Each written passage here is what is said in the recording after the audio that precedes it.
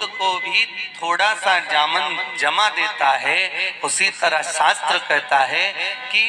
यहाँ दही शिव को इसलिए समर्पित करा जाता है कि अगर भाई भाई में विवाद हो रहा हो, देवरानी जेठानी आपस में झगड़ रही हो, अगर कहीं सास बहू में क्लेश हो रहा हो, किसी का घर टूट रहा हो, किसी का घर अगर खंडित हो रहा हो, कोई परिवार आपस में टूट कर जा रहा हो, कोई भाई भाई आपस में झगड़ कर जा रहे हो, तो शिव का अभिषेक दही से करने से परिवार वापस जुड़ जाता है। इसलिए पंचामृत में दही की मूलता है। और एक विश्वास के साथ आप लोगों से कहना चाहूंगा,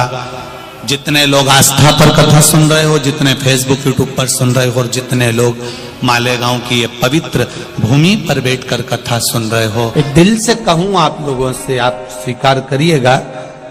दुख की घड़ी में कोई आए चाहे ना आए, अगर आपने दिल से, कर्जा हो गया, समस्या विकट हो गई, तकलीफ बढ़ गई, दुख बढ़ गया, आप शंकर भगवान के मंदिर में जाकर, ये जरूरी नहीं है कि आप सीहोर आए या कहीं जाएं, आप तो आपके घर के पास में जो शिव मंदिर हो, उस मंदिर में एक लोटा जल चढ़ाना चालू कर दो, वो धीरे धीरे दुख काटना प्रारंभ कर दे, काटेगा दुख। बस जल चढ़ाने का एक नियम है शिव जी का। शंकर भगवान को जो जल चढ़ाया जाता है दुख काटने के लिए, तकलीफ काटने के लिए, कष्ट मिटाने के लिए, तो एक नियम है शंकर भगवान का जल चढ़ाने का जो नियम है। जैसे ये गौल जलाधारी है, यहां से पानी गिरता है, ये शिवलिंग है। ये दो जो भगवान का पानी जहां बहकर जाता है ये गोल में से, तो यहां जो स्थान है,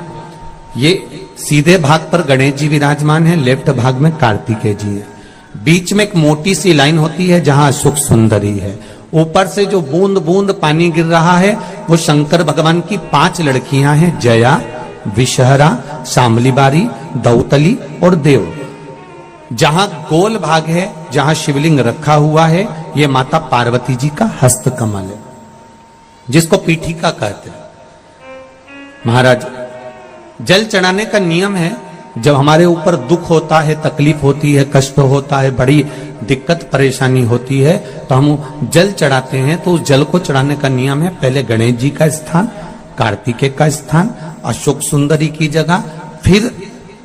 माता पार्वती की पीठिका, उसके बाद जलाधारी को स्मरण कर कर जल धीरे धीरे शंकर भगवान पर छोड़ा जाता है। जब धीरे धीरे शिव जी पर जल चढ़ाएं, उसके बाद में आप अपने मन की कामना जब जल चढ़ाते जाएं और बाबा से कहते जाएं, बाबा, रोज कामना कहने की जरूरत नहीं है, एक बार आप कामना करो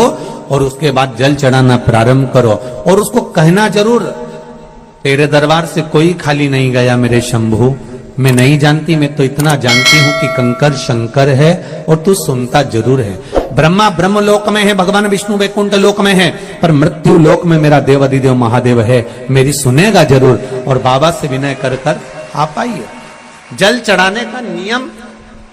अगर दुख है, तकलीफ है, कष्ट है, तो ऐसे चढ़ा दो, और अगर मन कर रहा है डायरेक्ट शिव जी पे चढ़ाना हो तो तुम्हारी मर्जी है, उसमें कोई मना नहीं। शिव तत्व किसको कहते हैं? शंकर का गुणगान, शिव का स्मरण, भगवान शंकर का मंत्र जाप किसको कहते हैं? ये वही समझ सकता है जिसके भीतर शिव समाया होगा। और एक विश्वास के साथ आप लोगों से कहना चाहूंगा, जितने लोग आस्था पर कथा सुन रहे हो, जितने फेसबुक यूट्यूब पर सुन रहे हो, और जितने लोग मालेगांव की ये पवित्र भूमि पर बैठकर कथा सुन रहे हो, आप दिल से उसकी कथा सुनना। इस वाणी का, इस व्यासपीठ का एक शब्द हो सकता है, हॉस्पिटल में पड़ा हुआ कोई व्यक्ति, कर्जे में डूबा हुआ कोई व्यक्ति, गलत व्यसन में पड़ा हुआ कोई व्यक्ति को आपके द्वारा निकली हुई वाणी से भी बाहर निकाल सकता है। जैसे उस मां को कहा किसी ने, सीहोर वाला महाराज कहता है, एक बार चले तो जा शंकर जी के मंदिर में, उसने पत्र भी लिखा। जब वो सीहोर वाला महाराज कहता है, चिल्ला चिल्ला कर कहता है, एक लोटा जल सारी समस्या का हल, तो जा। 7 साल में उस बच्चे की वाणी वापिस आ सकती है जो वाणी नहीं थी। जब वो वाणी मेरा महादेव दे सकता है, वो देखो उस माँ के चेहरे की खुशी, उस माँ के चेहरे की रौनकता, जिसका बेटा 7 साल बाद बोला हो, उसका आनंद देखिए कि कितना होगा, कितना आनंद होगा। एक बात और अच्छे से समझ लीजिए, जो बच्चे चिड़चिड़े होते हैं, चाहे घर में बेटे हों, बहुएं हों, सास हो, ससुर हो, परिवार में छोटे छोटे बच्चे हों, चिड़चिड़ प्रवृत्ति करते हों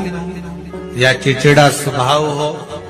जरा जरा सी बात में क्रोध आ जाता हो, बोलने का भान नहीं रह पाता हो, शब्दों के बाण चलते हो, तो महाराज प्रदोष के दिन, प्रदोष काल में बेलपत्री के पेड़ के नीचे एक जो पत्ता आपके पास में हो, पान का मिल जाए तो पान का, पीपल का मिल जाए तो पीपल का, बेलपत्र का मिल जाए तो बेलपत्र का, उस पत्ते पर मात्र थोड़ा सा शहद और 7 दाने चावल के रखकर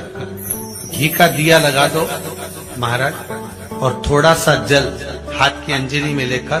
भगवान देवाधिदेव महादेव का स्मरण कर कर कि इस बेलपत्री के वृक्ष के नीचे माता लक्ष्मी, पार्वती, सरस्वती विराजमान है। इसी बेलपत्री के पेड़ के नीचे मेरे देवाधिदेव महादेव का 12 ज्योतिर्लिंग का स्वरूप प्रकट है। उनका स्मरण कर कर जल चढ़ा दीजिए और उसका स्मरण कर लो जो चिड़चिड़ प्रवृत्ति करता, क्रोध करता, जिसको बोलने का भान नहीं होता हो, सम्मान नहीं देता हो, अपशब्द कहते हो, उनका स्मरण कर कर आप छोड़ेंगे एकदम।